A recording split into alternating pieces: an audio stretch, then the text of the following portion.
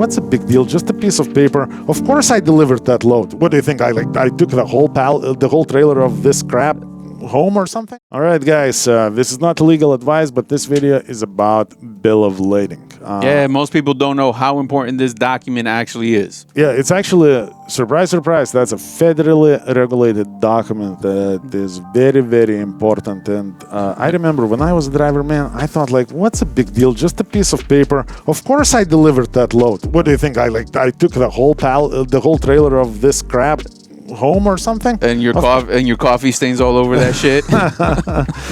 Yeah, that did happen. But however, the bill of lading is a very important document. A couple of things that you need to know. This is not legal advice. This is just like know-how.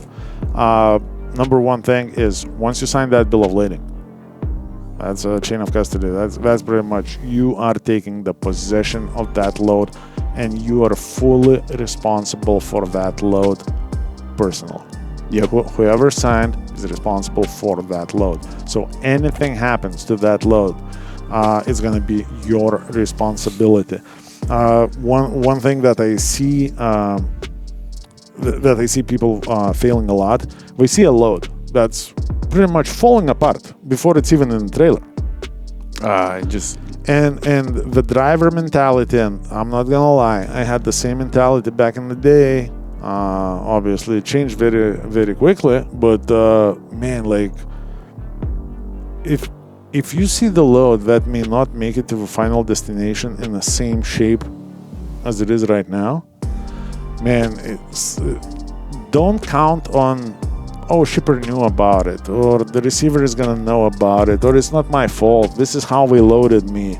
No, man, yeah. All that stuff is going to be your responsibility. Yeah, because you got to be aware of your surroundings, guys, and know that those guys are going to be pushy. They're just going to want you to take it because to them, they know that they're not responsible once you leave. So that loader, whoever, lumper service, whatever it is, they just want you out of there. So don't let that pressure affect your judgment. As a matter of fact, I've seen some freight, and the shipper or the receiver is actually trying to file a claim on some freight that we don't need for whatever reason.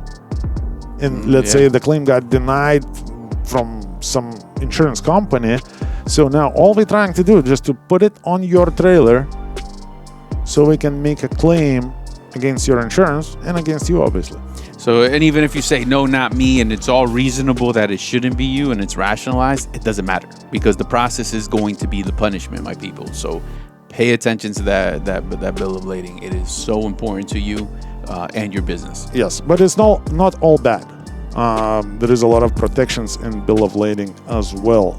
A couple of things. You getting paid.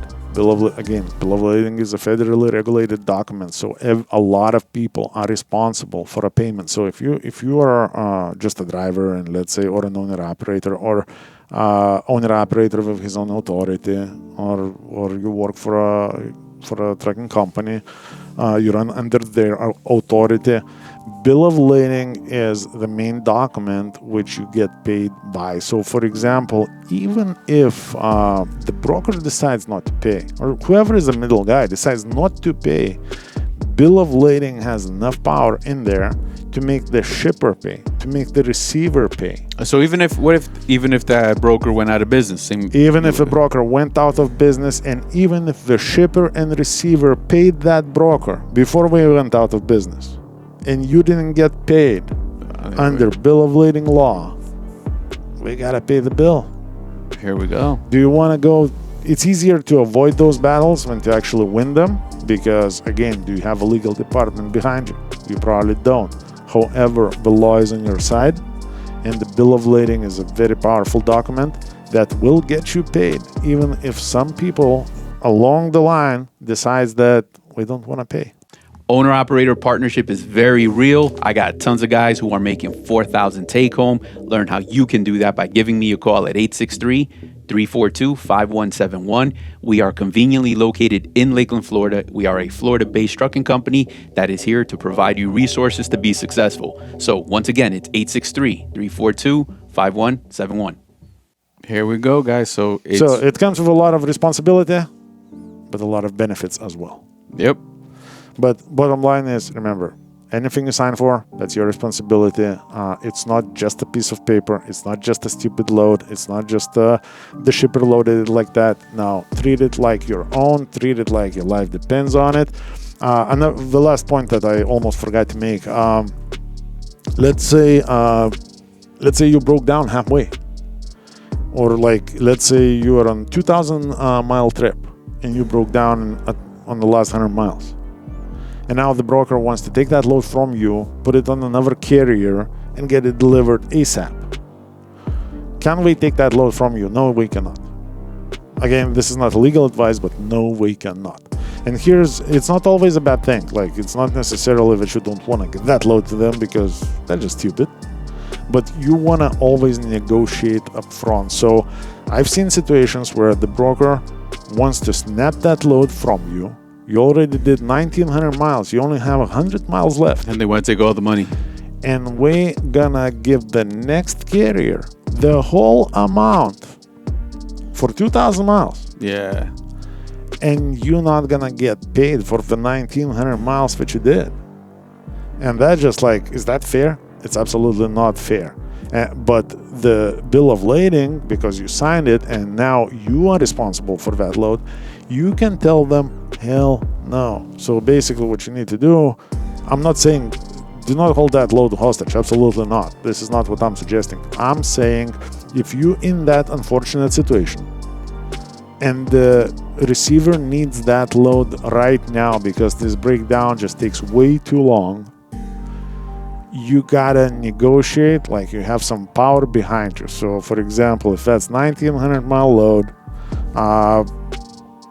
you wanna get a new rate confirmation, new agreement with a broker, describing exactly if you're gonna pass this load to somebody else to finish.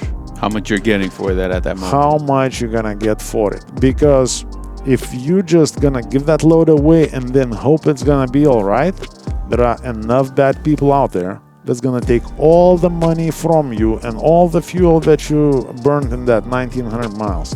All the money that you paid your driver. Yeah, because they don't want to make your inconvenience theirs. So in their mind, they got all the money to negotiate with. And they're just going to be so relaxed at just giving whatever the guy wants. Yeah, so you got to protect your business. And I'm not saying be evil. I'm not saying, start calling the shots because you have a little problem. You don't want to be known as that guy who is just ignorant. What I'm saying is, you got a bill of lading. You're responsible for that load. Nobody can take it away from you unless you agree.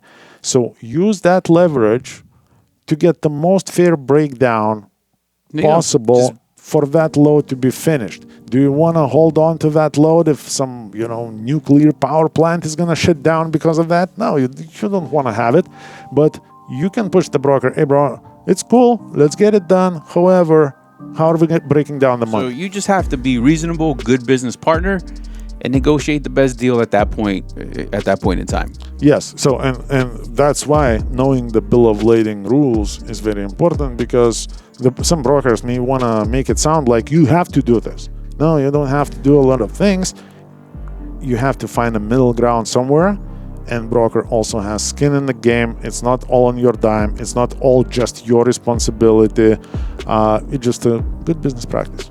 So here we go, guys. Be safe, drive safe. Take care, guys.